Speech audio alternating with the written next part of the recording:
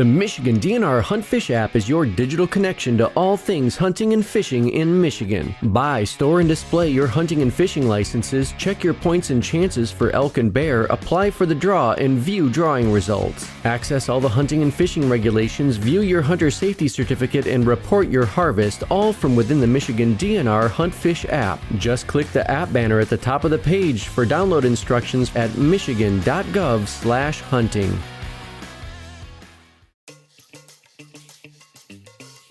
You know what that sound means. It's time for the Michigan DNR's Wildtalk Podcast. Welcome to the Wildtalk Podcast, where representatives from the DNR's Wildlife Division chew the fat and shoot the scat about all things habitat, feathers, and fur. With insights, interviews, and your questions answered on the air, you'll get a better picture of what's happening in the world of wildlife here in the great state of Michigan.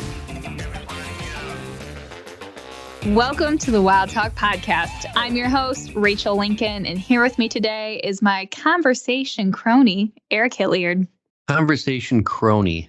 I don't know how I feel about that, the word crony, although it is an episode about crows. So maybe I'm a crony and not a crony. Love the pun. It was a toss-up between conversation crony and dialogue diva, and I like the way this is going so far. Well, we have another great episode for you this month. Our special guest, Scott Eggeman, will join us to shed some light on the wintry happenings for wildlife in the Northern Lower Peninsula. And then we'll take to the skies to learn about one of our most intelligent species that we have, the American crow. And then, keeping in theme with super awesome animals, we'll chat about the North American river otter. And of course, somewhere in the episode, there'll be a chance to win the Wildtalk Podcast Camp Mug. As always, we're excited to bring you this fresh episode. But before we dive into the podcast, let's hear a word from our forests. Trees provide for the well-being of our state. That's why we work so hard to keep our forests healthy and abundant, so wildlife has a home.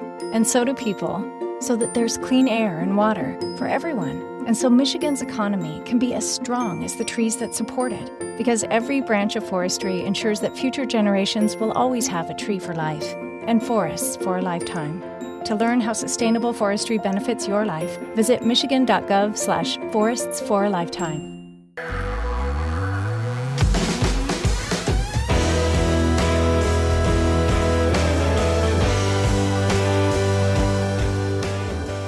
We are joined today by Scott Eggeman, the Field Operations Manager for the Northern Lower Peninsula region, to chat about some of the awesome work his staff are doing this winter in the Great North. Thank you for joining us today. Thank you for having me. Now, Scott, you're still relatively new to this position, so welcome aboard. Can you tell us a little bit about your background? Yeah, so I was actually born and raised in Southwest Michigan. Did a lot of hunting and fishing there and kind of fell in love with the outdoors. Dreamt about going out to the West and going to the mountains. And I was able to do that. I spent some time in Alaska and then moved out to Montana and pursued my education in wildlife biology. I graduated from the University of Montana with my bachelor's and my master's. Did my master's research on elk and kind of in and around Banff National Park in Alberta. Came back to Montana, worked briefly for the U.S. Fish and Wildlife Service in kind of a shared position, and then got a job with Montana Fish, Wildlife, and Parks. Spent quite a few years there as their area biologist in the Blackfoot. Beautiful area. We moved back to northern Michigan in late 2021, and I started with the DNR as the Field Operations Manager on May 1st of 2023. I'm excited to be here, and it's been a great experience so far. We are certainly very excited to have you be a part of the team. We're super excited you made your way back here to Michigan. Now, when most people think of Northern, they think of forests and woods and waters and critters that live within. And the Wildlife Division plays a huge role in making sure those places stay healthy and thriving. And most of that is your staff. So along those lines, what projects have your staff been working on, or what projects in those areas can we look forward to learning about more in the future? Got a couple of projects going on right now that are kind of bigger, planned, large scale types of projects that we get really excited about up here. We have forested openings and kind of a grassland management program up here. And we're kind of reevaluating some of that work, looking at taking some of our planted openings, so some of the food plots, and determining where we need those Where are the priorities for those? We have some viewing areas in the Pigeon River Country State Forest that are really popular with the public. So those are great opportunities to have, maintain a food plot. And then some of the other ones, we're discussing moving those into more native vegetation and really working on moving some of this into a restoration program with some of these openings. So we're exploring that. We're kind of prioritizing those openings based on their value to wildlife. So what's kind of the return on investment for the public's dollars, and the return being, outstanding wildlife habitat, gives us an opportunity also to do work that crosses multiple species. So we're going to benefit deer, we're going to benefit elk, we're going to benefit some of our game birds, but we're also going to, by moving some of these to native vegetation, we're also going to benefit some of our native species, some of our non-huntable species. That's exciting for us. It gives us a chance to partner with other organizations. It's kind of a multiple win project. We have one project we're piloting this year, and one of our wildlife technicians, Miranda Van Cleve, she's out of Atlanta. She's been really helping to get this project going. She wrote a grant with the Rocky Mountain Elk Foundation, and we're going to take approximately 100 acres within the Pigeon River Country and move that from a combination of planted and kind of fallow openings to some more native species that I think will benefit multiple wildlife species. So she's been helpful. We've kind of worked as a team on that. We've got our other technician out of Gaylord has helped with that, Jessica Marsh, both of the biologists, Shelby Adams in the Pigeon River Country, and Angela Kujawa, our biologist out of Atlanta, have also helped with that project. Well, that's great to hear. There's a lot of awesome projects happening. But what would you say are some of the biggest accomplishments your region has tackled this quarter? Some of it's just our standard seasonal work. In this quarter, we've had our elk hunt. There's an earlier period in September, and that's broken up into 3 4-day hunts. And we had a pretty successful September hunt. And we kind of go right into our October season's a little bit, I wouldn't call it a break, but it's a little bit of a lull before our deer season starts in November. And obviously, we know that's a very busy time for the entire division. We run check stations. We have to monitor for bovine TB and the Northeast. So that requires a lot of time for staff. And then we go right back in December. Following the deer season, we go back to our second elk hunt, and that runs for 9 days in December. Again, another very busy time for staff, but a lot of fun. We got a little break during the Christmas break, and now we're right back into it. We're actually in the process of working on our elk survey. So this is our aerial elk survey that we do every 2 years, and we'll be going into the regulation process for elk this year too. Are you taking photos of elk, or are you counting? How do you get the general population estimate from that? We break it up into cells. They're 2 mile by 6 mile cells. And we just systematically run through each of those cells. Within those cells, there are 8 transects. So we fly basically the 6 miles one way, turn around, come back. Those are about 1/4 mile apart. So you get 8 transects per cell. And when you spot a group of elk, you count them and do your best to classify them. So we're trying to get, in general, age classes and sex. So if we can tell calves from cows, we will do our best to do that. And then we have another plane that'll follow us within a day or two and hit some of those same areas. And they have to find at least 400 elk. And they take pictures of them, and really detailed pictures of them. This is a time-consuming process, but then they go back and they classify all those elk much more closely than we can from the plane. So they will take pictures, bring them back, and just analyze every single picture so that they can get those sex and age classes down a little better. And that gives us information going into the regulations process of, are we recruiting enough elk into the population? Do we need to raise or lower the number of licenses that we provide? So that's what that information is helpful for. And in years past, I believe it's shown that we have a growing population. And I think the limits were somewhere between 800 and 1,600 elk, which is quite a range. So we thought there's probably about 1,200 elk. Do you expect that to be similar this year? Yeah. It looks like we're trending that way. We have a population target range of 500 to 900 animals. Some error figured into those, And kind of at the low end of the area, we're kind of right around that upper bound of 800 or 900 animals. We could be up as high as 1,600, like you mentioned.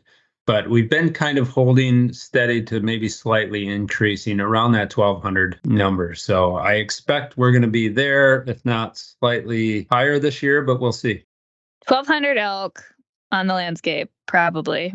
And yet I still have only seen 4 in person. For as big as they sure can be elusive. I have been trying for years riding around with wildlife biologists to try to get my eyes on elk, and I still have only seen 4.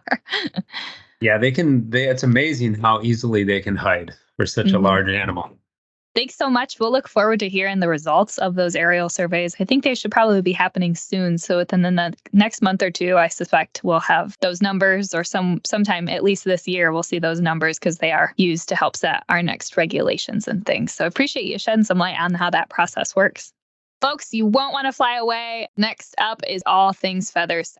There are many camping and lodging opportunities available in Michigan's state parks. When you choose state park campgrounds, you get more than just a campsite. State parks offer a diverse range of recreational opportunities, including hands-on instructional classes, nature programs, places to fish, boat launches, family-friendly events, and much more. Reservations can be made 6 months in advance, so why wait? Visit midnrreservations.com or call 1-800-44-PARKS to make a reservation.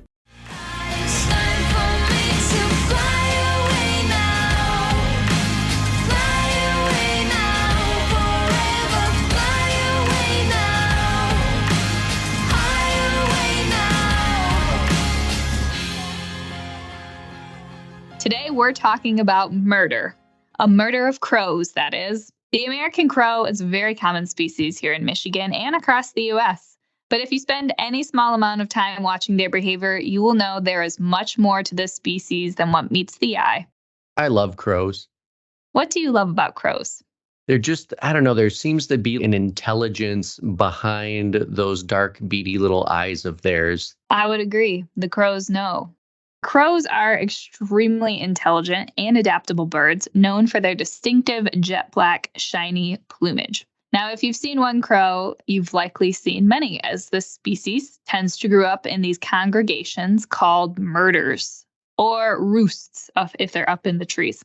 They exhibit this extremely social behavior and are considered some of the most intelligent in the avian world. Now, this level of intelligence has carved them out a special place in our urban world, because they thrive living near humans and watching our ways to strategically acquire food and shelter. So they're super opportunistic eaters, and they will feed on insects, seeds, roadkill, small snakes, eggs from other bird nests, and even small mammals. So generally, there's a good chance there's crows in the area because we have so many of them here, but they're also probably watching you and learning from your behavior. I always feel like the crows are watching me. That's it. Yep, that's excellent. That's the new theme song. One of the most metal experiences I've ever observed in the natural world was watching a crow discover a nest of fresh baby rabbits. There was a group of crows in a front yard of a subdivision. It's a very urban area, and they took notice of a ground nest of baby rabbits that were just tucked away in the lawn. And my Disney wired brain immediately thought it was cute because these crows had taken an interest in these rabbits, but it quickly turned into a survival of the fittest situation. And these crows were victorious so that they could eat, which is an important part of the food chain. But it was metal. Nature is brutal. You don't just realize how vicious nature is, how outright our rating for violence the natural world is.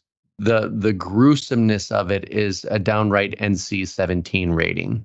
The crows really got me, though, because you don't think of them as birds of prey. Like, they don't have talons like eagles do. They don't have sharp beaks or bills like raptors do, but they can do some damage to small critters. I saw a video one time where a white-tailed deer ate a baby bird, and that really tripped me out. I feel like so much of being a wild animal is just getting calories where you can. So if you're hungry enough, anything is food. But most often we do see crows scavenging along roadways or finding food scraps left from people, like in parks or in parking lots. However, crows have been observed using and creating tools to acquire food and also to defend their nest.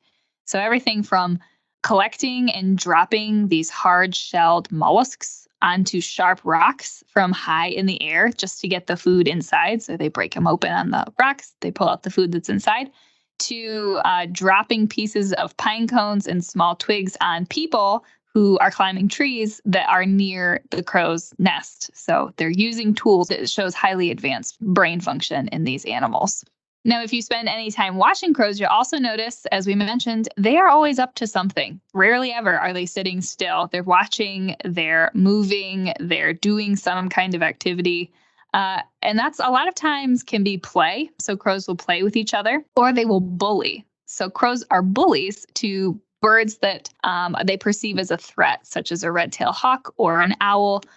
These birds that could potentially prey on nests or individual crows, they'll bully them out of the area. And this is known as mobbing. So while they're mobbing these birds, it's a lot of chasing and barking and making loud noises. They will dive bomb these avian predators until they ultimately will leave. A lot of times you can see a flock of 5 to 10 crows chasing red-tailed hawks out of these areas, and they'll go down and try to nip at their feathers and get them to leave the area. You ever see that video of the snowboarding crow?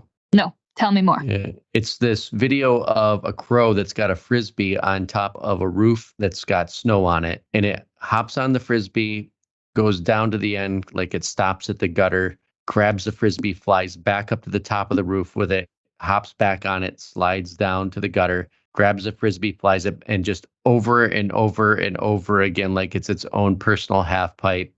And it just is having a grand old time. So when you talk about crows playing, that immediately comes to my mind. I think that's called crowboarding. Oh, snap. Coin that term. Now, the American crow is common across most of Michigan, but its closely related cousin, the raven, can also be found in the Upper Peninsula and parts of the Northern Lower Peninsula. Now, while they look very similar, there are some noticeable differences.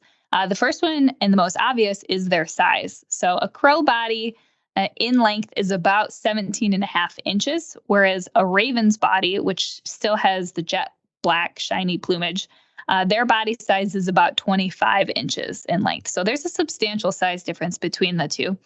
Their wingspan is also different. So the wingspan of a crow is 33 inches, while a raven's is a staggering 45-inch wingspan, which is a pretty hefty sized bird. So ravens, be them if they're in flight, you can certainly notice the large wingspan that they have, or if they're near, or their wings are tucked in and they're on the ground, they still look much larger than a crow. Another distinguishing trait between the two birds is how many you see at once. So as we mentioned, crows are highly social critters. They travel in large flocks. There's always more than one, usually at least 10 to 15, whereas ravens tend to only travel in pairs. So you typically see 1 or 2 at a time, but never really more than that. Now, occasionally we will get reports of well-meaning but curious people finding and collecting a crow egg in an attempt to train and raise a pet crow. And while I get the allure of it, don't let the intrusive thoughts win. Wild birds should not be pets. They should be left to the wild to learn how to forage and survive from the time that they hatch, and not to mention it is illegal. Remember that there are also diseases that birds can transmit to humans. Highly pathogenic avian influenza is still in wild birds and is transmissible to humans. So please do not handle wildlife if it's not necessary. Please do not steal an egg if you find one. If you do find a nest or an egg or a wild animal and you are concerned about it, you can contact a licensed wildlife rehabilitator who is trained to assess the situation and do what's best for that animal. Now, we talked briefly about crow murders, so it seems natural that we would now switch and talk about crow funerals. You may have heard that crows have funerals for their dead, and while it may look that way, it's a little bit more in depth than that. So crows will flock to a dead comrade in what appears to be a funeral or a mourning period. And some observations will report a road-killed crow on the side of the highway with a flock of 100 crows descending down into trees nearby And then in groups of 10, they will move down towards the dead bird and stand next to it for a few minutes before flying off. While it appears that they are paying their respects to the dead, it's most likely a crime scene investigation. What those crows are doing is trying to determine what caused the death of this bird, how they can avoid this kind of fate, and any other clues that they will then take back and retain to avoid these kinds of situations in the future. And crows will remember human faces, and they can hold a grudge. So beware of how you treat these clever little critters. A study out of the University of Washington, led by scientist John Marsloff, studied whether or not crows could remember faces and the behaviors that are exhibited under certain treatments. And this is truly fascinating. So in this experiment, these scientists wore masks, like Halloween masks. So they covered their whole heads. Each mask was different. And then they trapped and banded crows, which is obviously distressing for a crow to experience. There's also crows still hanging out in the area that are watching this encounter happen.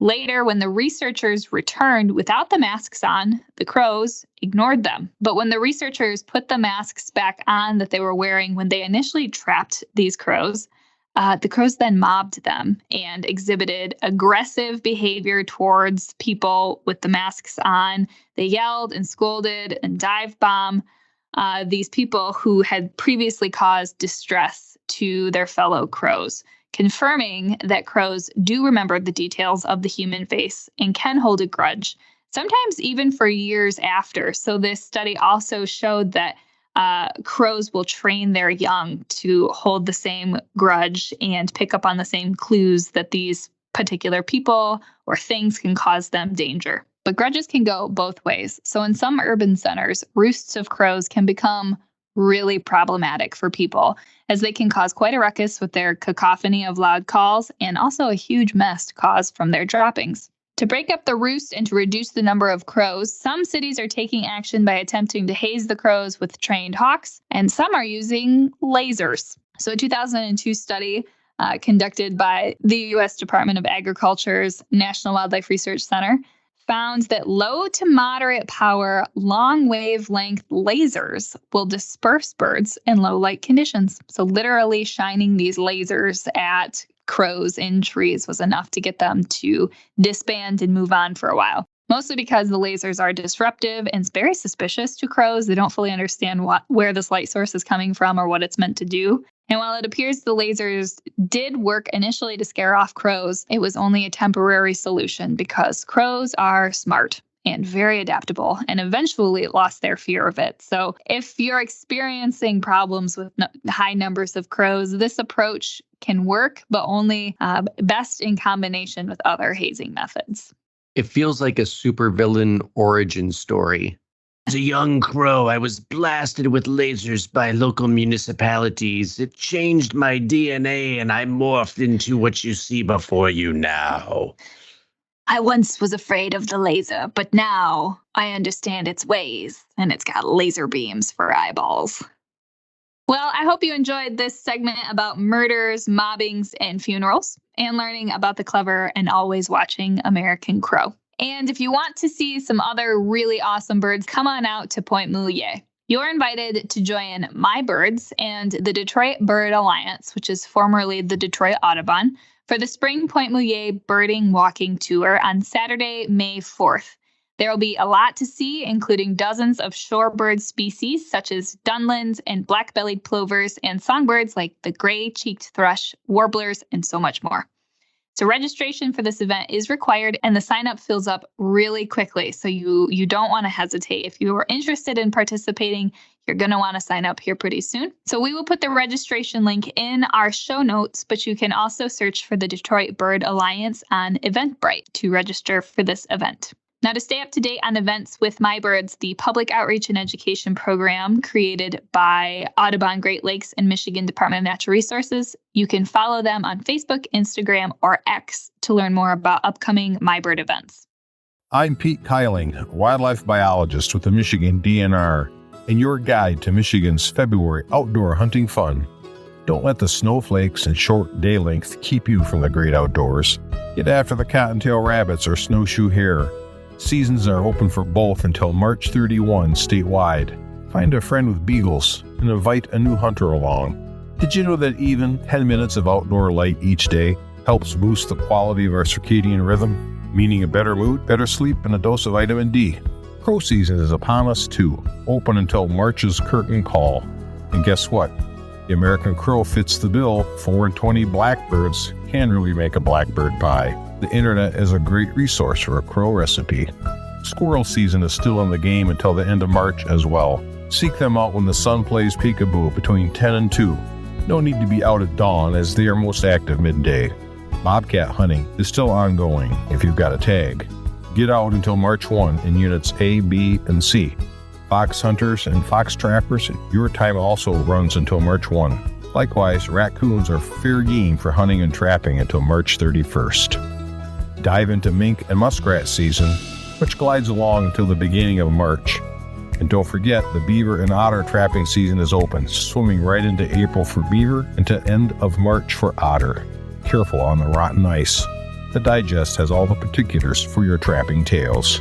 For those who are after feathers, the waterfowl draw at the Allegan State Game Area, Fenville Farm, is your ticket. Saturdays, Sundays, and Wednesdays, now through February 12th.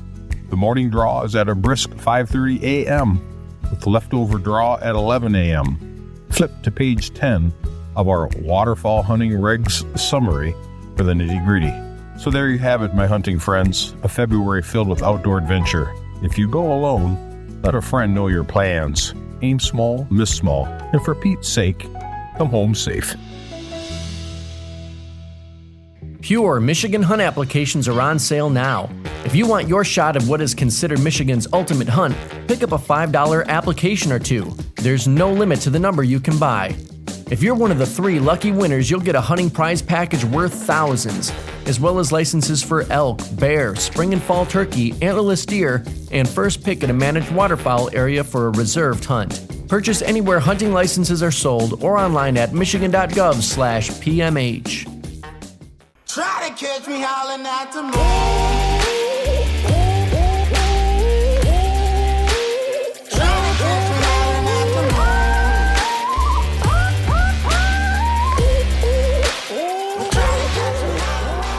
The North American river otter lives in and near clean freshwater sources that are abundant with fish. And fortunately for us, Michigan has an ample supply of both, and therefore we are home to a healthy population of river otters. But they don't just dwell in rivers. Otters will live by lakes, marshes, swamps, or estuaries, and will take up residences in abandoned burrows or empty hollows close to the water's edge to allow for stealthy underwater entrances. Now, this is a semi-aquatic species, spending a lot of time in the water to hunt and travel.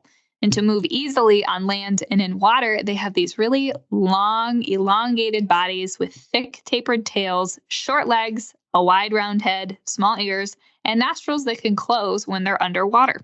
Their feet are webbed and equipped with claws, making them extremely agile in the water. And they're pretty big. The average size of an otter is between 35 and 51 inches, which is quite long for a semi-aquatic mammal. And they can weigh between 11 and 30 pounds. A 30-pound otter. That just seems massive to me. I agree. I was shocked to learn that they can weigh 30 pounds. It is like a decent-sized dog. 30 pounds you would consider a large dog. Yeah. What else weighs 30 pounds? A third grader? No, probably like a kindergartner. I don't know. How much does a kindergartner weigh? A weird comparison. Is that wet weight or dry weight? Are they getting a couple extra pounds just from the absorbency of their fur? Probably not, because they don't absorb water. They have water-resistant fur, and so it just dries right off of them. So they are not spongy, so they probably don't have a lot of water weight. And they don't have flubber. They don't have extra fat to keep them warm. They just have extremely dense fur. I wonder if you shaved an otter completely bald, if it would just look jacked. Like if it was just like ripped, because it doesn't, like low body fat percentage, like it just looks like it, all the swimming and everything, it just looks so toned and swole. This is a horrifying image. I'm just picturing Kim Possible's naked mole rat Rufus, but times 20. You know what you call a swole otter at the gym when they're helping out their fellow otters? Spotter otter. Do you know what you call a scheming, strategizing otter? I give up. A plotter otter. What's an otter's favorite book? Harry Otter. You got it. Harry Potter. Yeah, I feel like we could go all day with these. But we just eventually would run otter time. Okay, that's the last one. Back to how big these otters actually are. So despite weighing between 11 and 30 pounds, they are also really fast on land and are capable of running up to 18 miles per hour. That's fast. And if you've ever seen a video or seen them in person running, they look goofy when they run. They arch their backs up really high, kind of like if you picture a cat that is scared and it's like got its hackles raised, kind of looks like that. And then it just gallops. So I don't think they move as nearly as gracefully on land as they do on water, but it is certainly fun to watch. And they move so swiftly. 18 miles an hour is really fast for a land mammal. So I don't even know if an otter was suddenly charging me, I would have it would be such a blur and look so weird. I would probably just turn and run because it would freak me out. Yeah, all of that should be very alarming to you. We don't have a lot of reports, fortunately, of river otters trying to attack people, which is great because if they did, they'd be ferocious and you'd have a bad day with an otter for sure. Their teeth are crazy. Speaking of their teeth, otters are carnivores and they have the teeth to prove it. So they have extremely sharp canine teeth. But similar to humans, they have these big flat molars that are really good at chomping down and breaking up hard foods. So you actually can hear river otters eating from a good distance away because they're eating foods that are really hard, like hard shell mussels and clams, and you can hear them chomping down on those crunchy foods. But they have more bite force than humans do, and even more bite force than cheetahs. So they have a similar, or at least comparable bite force, like how much force they put down on their teeth as to wolves. So a really incredible bite. Now, with these strong teeth, they typically feed on aquatic species, things like frogs, fish, turtles, crayfish, or other invertebrates. And to help them find food in the dark, murky waters of riverbeds, they have these long, highly sensitive whiskers that are used to help them detect organisms. Now, these critters are dark brown in color, and their fur is extremely dense and soft to effectively insulate the animals, which is especially important during the winter because otters are active year-round. They do not hibernate, and they still need to hunt in those cold months. Now, during this time of year when the temperature is frigid and there's snow and ice accumulation, otters do still have to fish in the water, but they do have to work a little bit harder to stay warm and to make sure they're eating enough. But they've found a way to do it successfully. So by rolling their bodies in snow, it can keep their coat clean, but it also traps a layer of insulating air in their woolly undercoat, which acts as like a toasty little vest to keep them nice and warm. And they do have to find open water in order to hunt for food, which can sometimes be a challenge, especially in the Upper Peninsula during this time of year when waterways are freezing over. But to avoid this, earlier in their year, as ice is forming, they will intentionally keep a series of holes open in the ice so that they can move freely in and out of these holes to get to water in order to hunt. River otters are highly sensitive to pollution and will disappear from an area if the water is becoming contaminated. But in areas where restoration has occurred to clean up these polluted waters, otters have made a comeback. One of the most famous otter spottings in Michigan was in 2002 in the Detroit River. Long ago, back in the late 1800s, during the fur trading era, unregulated trapping was occurring and it took out a lot of Michigan's river otter population, largely because the fur, again, is intensely thick and warm and waterproof, which made for optimal clothing garments that people needed to survive cold Michigan winters. Now, over time, trapping has become regulated. We trap in a much more sustainable way, But pollution has really endangered our waters in Michigan. As pollution entered waterways, contaminating them, the otter populations continued to stay really low to non-existent throughout much of Michigan. But with relocation and releases of wild-caught otters in Ohio and Indiana, and measures taken to reduce water pollution in Michigan, the North American river otter population has grown and otters have returned to their previous home ranges.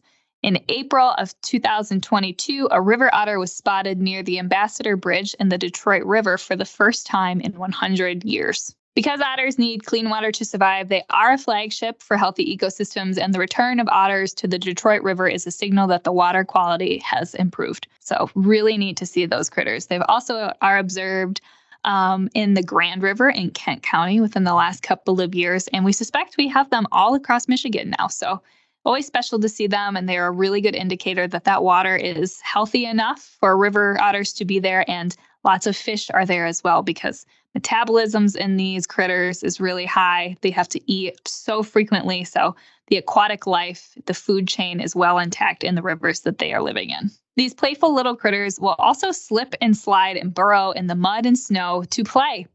Many of these playing type of activities do serve a purpose, and some of them are used to strengthen social bonds or to practice hunting techniques and to scent mark using paired scent glands near the base of their tails. So they'll communicate through these scent glands with other otters that are in the area, and you can smell them. They're extremely fragrant. The oils that these scent glands produce are an extremely strong, musky odor, which makes sense because they are part of the weasel family after all.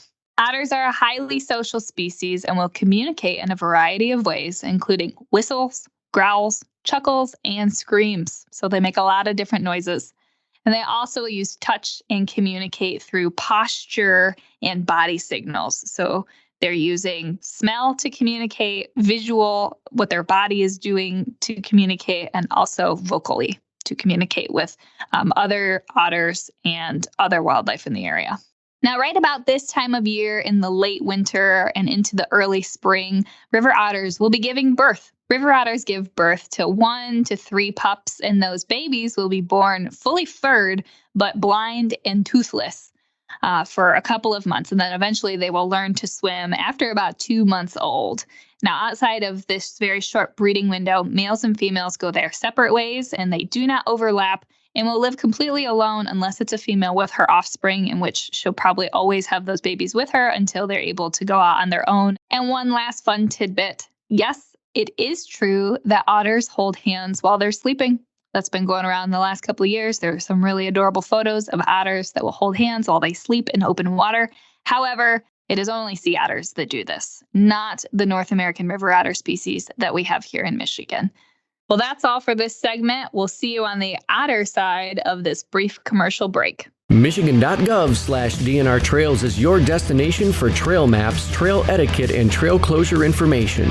Trail information for biking, cross-country skiing, horseback riding, hiking, off-road vehicle riding, snowmobiling, snowshoeing, and even water trails for kayaking and canoeing are available. While you're there, remember to check out information about pet-friendly recreation, track chairs, and the Iron Bell Trail. All available at Michigan.gov/DNR Trails.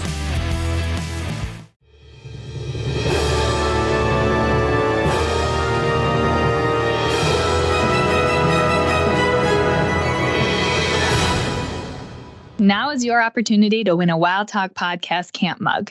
As a thank you to our listeners, we'll be giving away a mug or two every episode. Our January mug winners are Ryan Max and Suzanne Haynes. Check your emails. We'll be getting in touch with you soon. They answered the question, what are the frog species that have an antifreeze-like substance in their bodies that allows them to survive the winter while buried only in shallow soil or leaf litter? Boreal chorus frog and western chorus frog. So both of these species are chorus frogs, but they are technically 2 different species. They're subspecies of chorus frogs. So they got us on a technicality. We'll give you boreal and western chorus frogs.